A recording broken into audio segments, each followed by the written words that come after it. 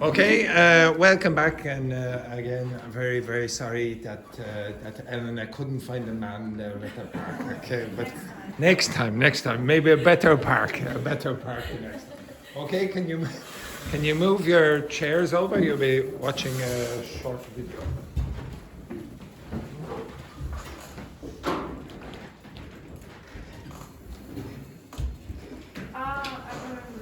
Yes, very good. Okay, so.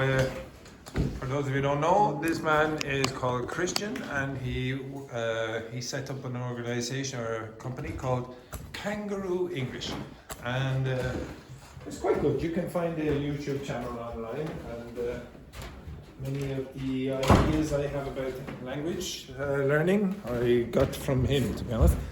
Okay, right. So I do apologize before we start. Christian very often laughs at his own jokes. Okay, excellent. And Fabiana, that's the private letter from Paula to me.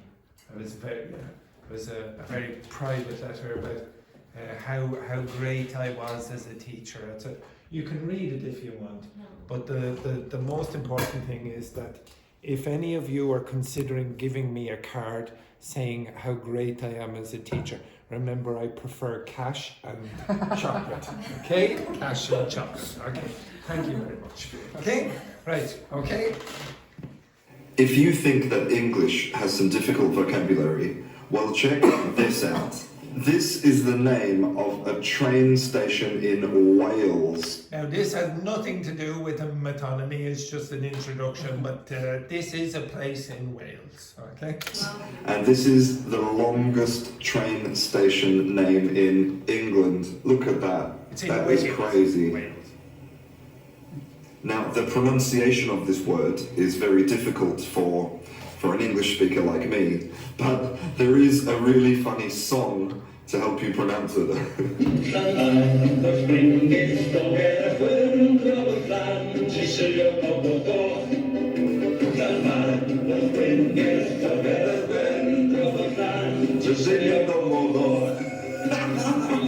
Now, I actually think that Christian might be taking some drugs.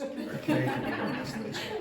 Also, have you seen the video of the Nigerian guy with the longest name in the world? Okay, have you ever seen this? No. This Nigerian man, wait till you listen to his name. What is your name? He said, "What is your name?" Now he's going to tell him his name. My name? Yes, your name. My name is Pardon? And I love the way the man goes, "Pardon?" Come again. Yes, now, thank goodness, I have a few problems pronouncing some of your names, but this would be extraordinary. It's a difficult name.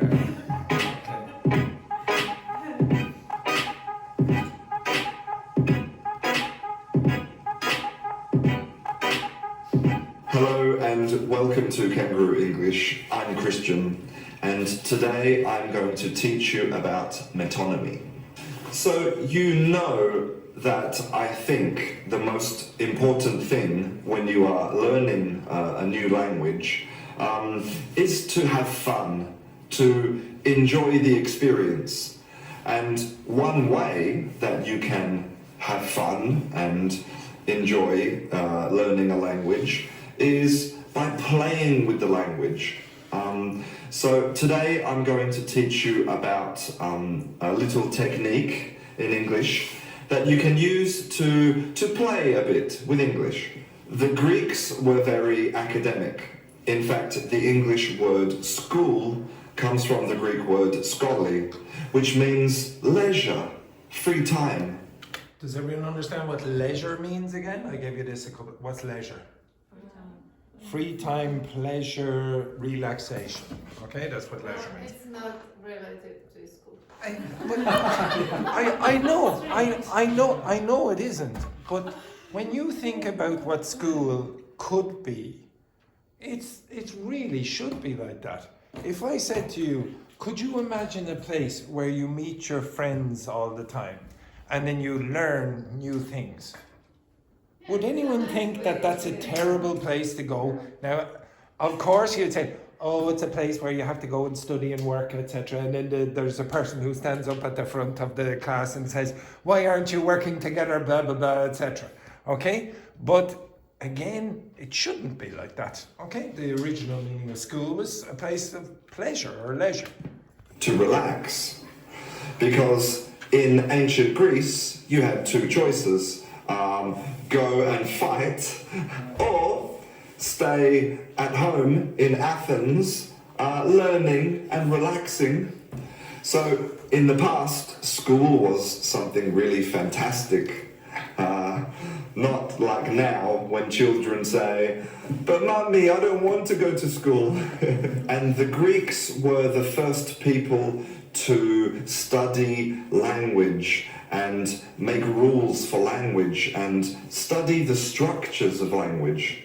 And they were the first people to describe metonymy. So metonymy is when we substitute one part of something for the whole thing.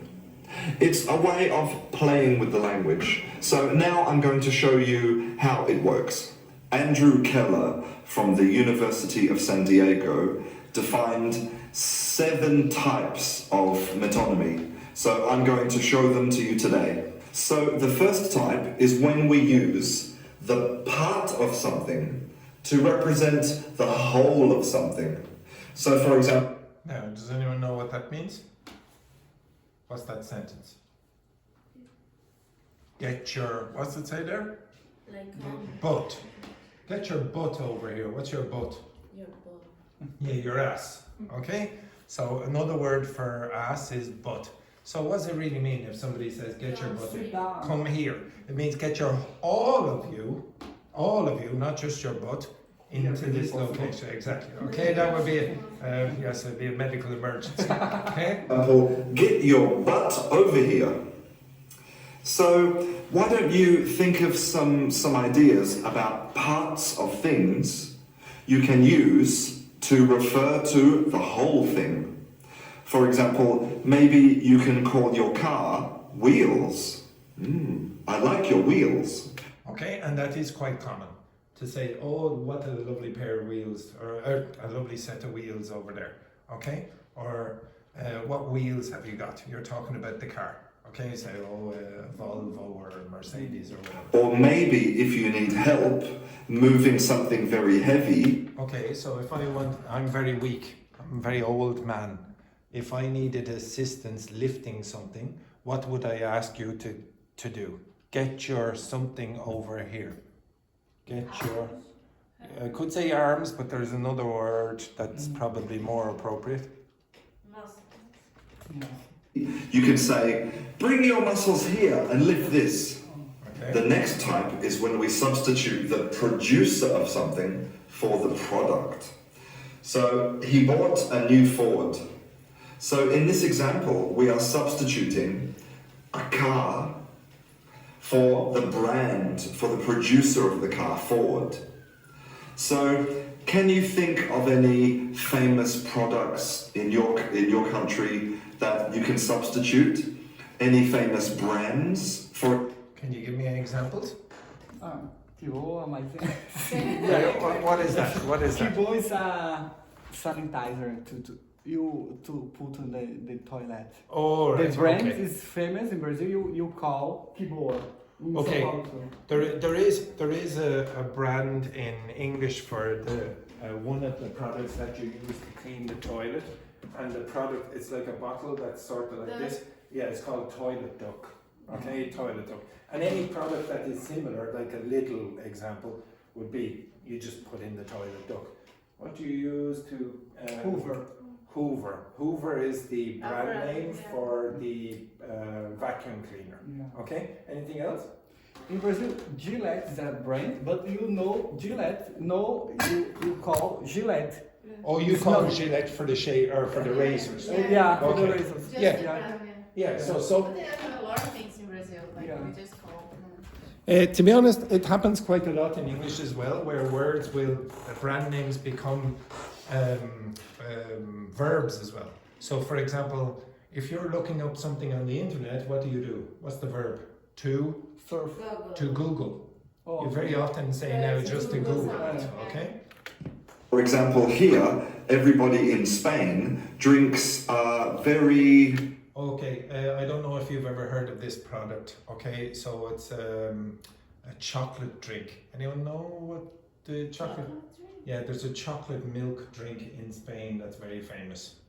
rich, very delicious hot chocolate, and the brand is Colacao. Cola cow.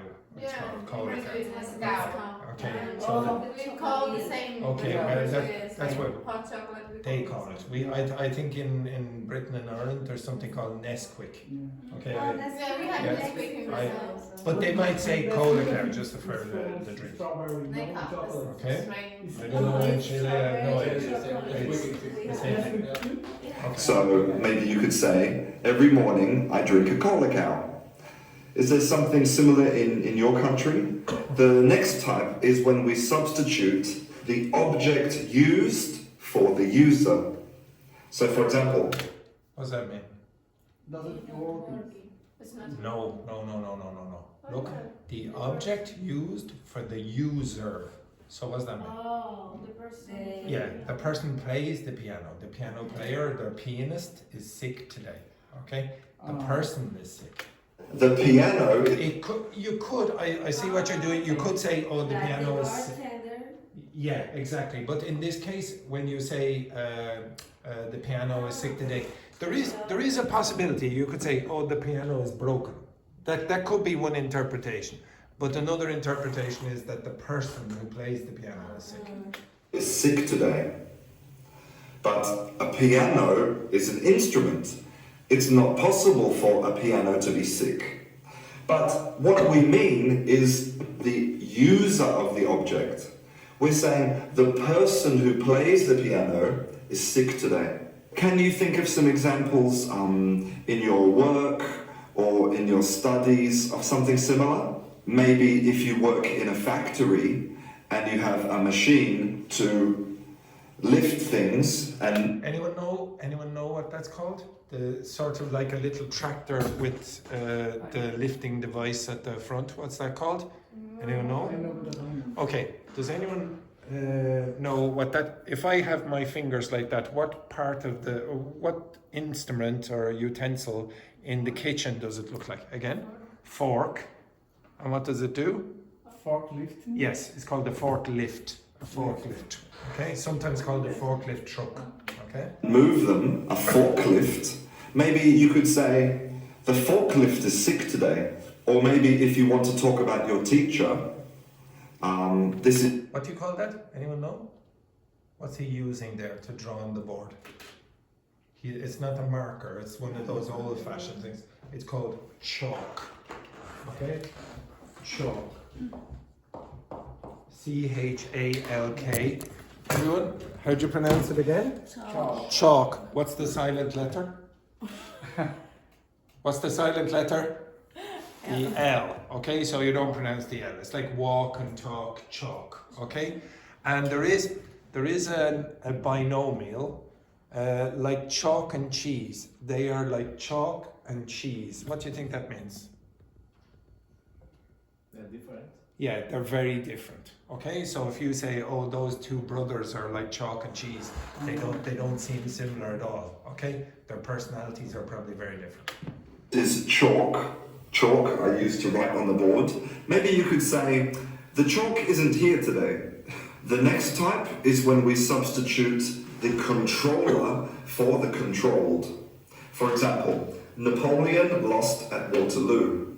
Now, Waterloo was a very famous battle, and Napoleon was not one person who lost the battle. There was an army, soldiers, thousands of men.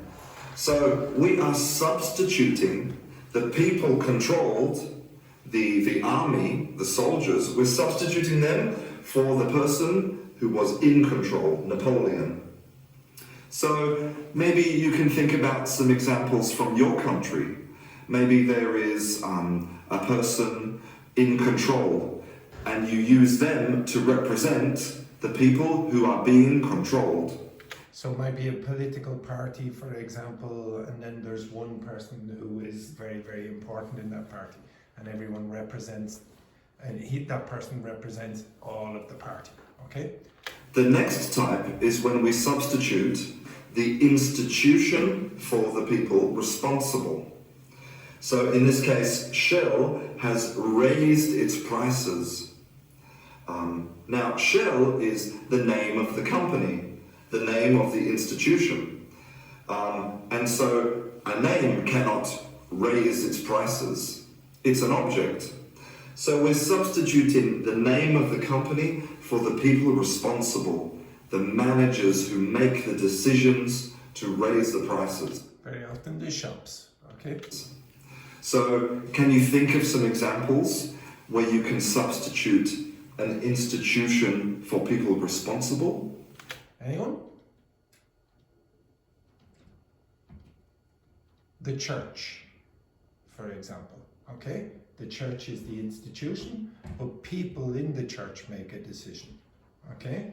So you could say, for example, the church, if you're talking about maybe the Catholic Church and the Pope makes a decision or whatever, you say, oh, the church has made this decision, okay? For example, the government. Maybe you don't agree with the government's decisions. Well, don't forget that this is a type of metonymy. You are substituting all of the politicians who make decisions for the government. So the next one is when we substitute the place for the institution. For example, the White House isn't saying anything. Now, What's that mean? The president. The president or the United States government, Yeah. okay? obviously, the White House is a place, okay? The White House can't speak, it can't say anything.